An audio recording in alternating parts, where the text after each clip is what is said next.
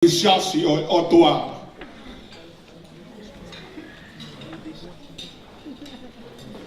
Kai he loto o lute mo ne tukupa mo ne mui na fai kia Naomi ka tawe pe Naomi.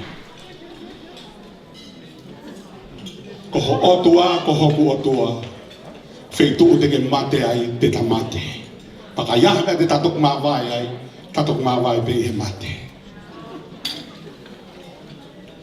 Ko hono tolu kalama he vesio no taha palu kana e mamata Naomi ki he loto lute e ne pau e ne tukupa mo e ne whakapapau o ku whai.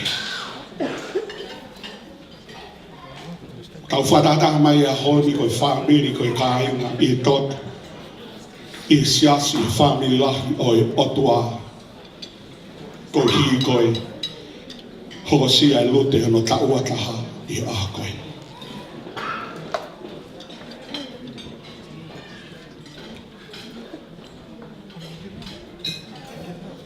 Kau sio ke tuku pā, ke whakapapau. I he mo ui e whine mui koe ni. Hange e koe wholofola nai. O ange kia te ia.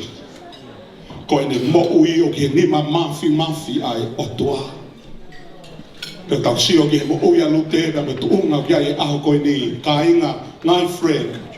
Ka ia nea e whia mau e lute pia mo i family e aho koe ni.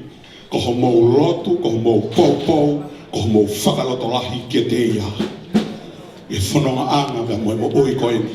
O whai atu ai ai whanonga. Hallelujah. O tui me hanga e lute o te whakatata i mai ki tau tolu hane ai ta. Amen. Kau tau whakawheta i he otua ko hi koe aha koe ni. O ku tau pāma waka, te tau whia.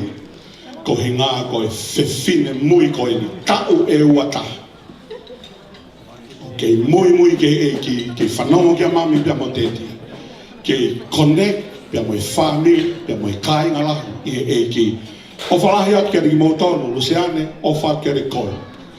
Mā roi si whai whanonga mai pia me tonu, taonga tāwe kina ki mou tonu. Amen. Mā roi.